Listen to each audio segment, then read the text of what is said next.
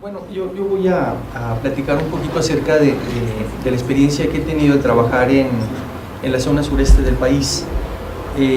Recientemente, me refiero a la última década, empieza a circular un concepto que cada vez tiene más aceptación, que es el de patrimonio biocultural. Básicamente es el hermanar los recursos naturales de que contamos con los pueblos que están ocupando este espacio donde están estos y conservándolos de alguna manera. En el caso del sureste de México, donde tenemos gran parte de la biodiversidad nacional, esperaríamos que no solamente estuviéramos hablando de plantas silvestres. En ese sentido, es paradójico que el Estado mexicano, como rector de prácticamente todo lo que sucede y todo el conocimiento que se tiene en el país, en el banco de información que tiene la Secretaría de Agricultura, que es el sistema de información CIAP, ¿verdad? Por ejemplo, para Chiapas solamente menciona alrededor de 60 a 70 plantas cultivadas, ¿no? Y en ese sentido, cuando nos pusimos a revisar lo que tenemos contra lo que está registrado, pues obviamente que se tiene un registro de menor del 10% de lo que existe, solamente en cuanto a plantas. En cuanto a animales criados en la región, pues también el dato es mínimo, ¿no? Y curiosamente, esto es un reflejo, pudiéramos echar la culpa al Estado mexicano, pero en realidad es un reflejo de los técnicos que el Estado mexicano está formando, ¿no? Cuando nos presentamos en la Universidad Juárez Autónoma de Tabasco, en la Facultad de Veterinaria, a platicar sobre el hallazgo de alrededor de 60 fenotipos o biotipos de gallinas en una sola comunidad del norte de Chiapas, en Suclumpá, pues la respuesta fue totalmente fría, ¿no? Y hubo un colega que se atrevió a decir de manera velada que pues eso no era importante, que lo importante era seguir trabajando las líneas norteamericanas, ¿no? Que son las de alta productividad. Y en ese sentido, pues a ellos no les interesa nada de lo que está pasando en las comunidades. Afortunadamente, en algunas universidades, por ejemplo, el cerdo criollo, el cerdo pelón mexicano, que es una raza desarrollada de manera empírica en nuestro país, adaptada fuertemente a las condiciones de libre pastoreo y prácticamente muy poca atención por parte de la gente, ¿no? Está presente y han estado estudiándolo y han estado potenciando sus cualidades, pero estos, dijéramos, son muestras muy pequeñas de lo que está sucediendo contra todo el gran desconocimiento que hay, y es hacia donde me voy a centrar en esta ocasión. Cuando trabajamos una colecta de maíces y frijoles de los Altos de Chiapas, específicamente en 14 de los 19 municipios, en concordancia con lo que dice Hugo, nos encontramos con alrededor de 96 frijoles distintos, ¿no? Esto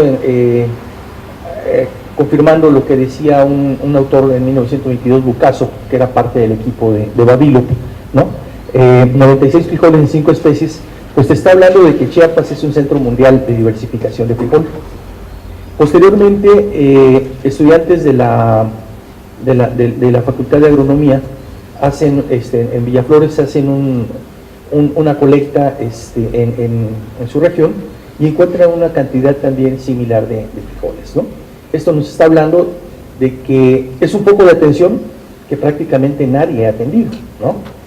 En cuanto a maíces, prácticamente encontramos 104 biotipos, no sé si fuera el término correcto, producto de la mezcla de la cruza entre la raza Olotón y Comité, con la mayor parte de ellos, ¿no? Lo que está hablando de un proceso cultural importantísimo,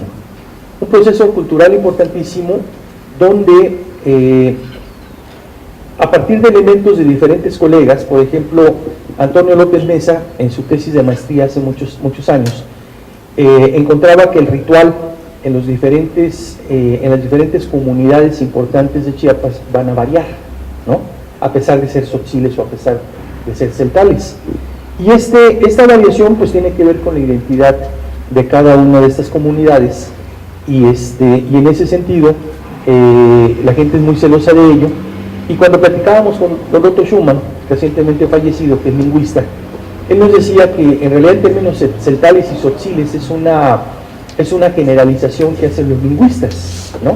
Pero la gente, dijéramos, obedeciendo o siguiendo la pista de las variantes lingüísticas del celtal y del tzotzil, por mencionar dos de las 50 y tantas lenguas que tenemos en México, cada una de esas variantes obedece a una identidad cultural de los pueblos que las mencionan. De tal manera que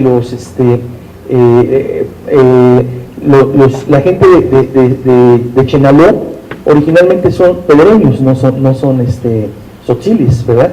Los de Santa Marta en Chenaló son marteños, no son tzotziles. Los chamulas son chamulas, no son tzotziles, ¿verdad?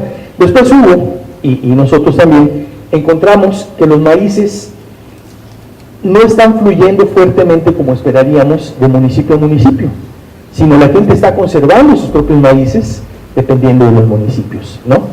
Entonces tenemos ritual, tenemos germoplasma, tenemos variante lingüística, lo que nos está hablando que cada municipio, cada variante es prácticamente una identidad cultural. En ese sentido, la gente hereda sus semillas. Al heredar sus semillas nos encontramos con familias que tienen más de 100 años con el mismo maíz, con el mismo frijol, de tal manera que ellos están orientando un proceso de selección que da como resultado estas variantes de las que hablaba Hugo, que son muy importantes y que prácticamente estamos desconociendo. ¿Qué tanto las desconocemos? Un proyecto que hace años justamente me acerqué a él a preguntarle, porque técnicamente era impecable, pero el proyecto consistía en introducir el gen opaco 2 a los maíces de los altos, ¿no? Para solucionar los problemas de carencia de proteína de la población, ¿no? Entonces técnicamente no había problema, pero la pregunta era, bueno, si con estos, creo que eran 3 maíces donde se pretendía introducir, van a solucionar el problema de proteína de los altos, ¿qué va a pasar con todos los demás maíces? Era la pregunta, ¿no? Esto es, en el técnico responsable de este proceso de fitomejoramiento, hay un desconocimiento total de lo que está pasando en las comunidades, ¿verdad? Y eso es un problema de separación entre la ciencia y la sociedad, un problema que tenemos que cerrar necesariamente, como hemos estado viendo hasta este momento. Entonces, decía, si tenemos una diversidad intraespecífica de 104 maíces en un manchoncito de Chiapas, ¿qué tendremos en el sureste?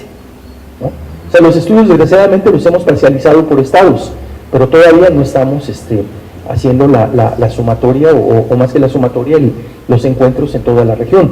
Y lo mismo va a pasar con las demás especies. Cuando hacemos la recopilación de lo que se tiene, por ejemplo, en los huertos familiares, ¿no? Encontramos que para diferentes autores o diferentes investigadores han estado encontrando, para el caso de cada uno de los estados, alrededor de 500 especies cultivadas en los huertos familiares, sin considerar la variación intraespecífica, que es altísima en algunas especies, ¿verdad? Tanto locales como introducidas. Entonces, tan solo en Tabasco tenemos alrededor de 750, en Chiapas tenemos 500, pero en Chiapas hace falta muchísimo estudio sobre los huertos familiares, o sea, son muy pocos los estudios que hay, de tal manera que yo me atrevo a decir que en el sureste de México estaríamos hablando de entre 800 y 900 especies cultivadas, de las cuales hay un desconocimiento prácticamente total, ¿verdad? Ahora, ¿por qué están siendo cultivadas? Pues porque la población las está utilizando, las está consumiendo, ¿verdad? Pero lo importante es qué sector de la población es quien las está consumiendo.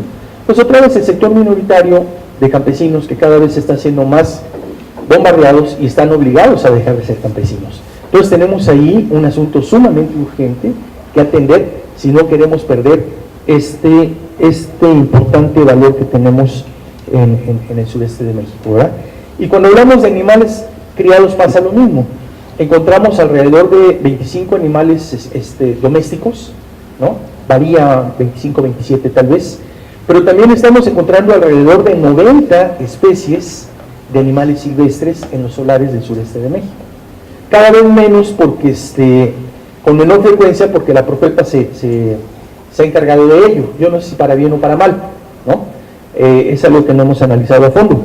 Pero en el caso de los animales domésticos, son animales adaptados decíamos, a condiciones de manejo muy difíciles, donde tenemos, yo creo que un potencial importante de mejoramiento factible a partir de las especies que ya han sido trabajadas en otras partes del mundo, ¿verdad? Pero que no tienen la rusticidad de las nuestras. Entonces yo creo que le pararía por ahí. Muchas gracias por la invitación. Pues muchas gracias, Ramón. Es importante pues reconocer este papel de los sistemas de cultivos tradicionales para la conservación de la diversidad. Otro punto para la discusión sería saber cómo va esto, ¿no? Si se está perdiendo o si se está perdiendo el sistema de policultivo, que tanto se está en riesgo la diversidad, y esto nos lleva al otro modelo que nos comentaba Hugo, de la conservación ex situ, pero con menos potencial para conservar la diversidad.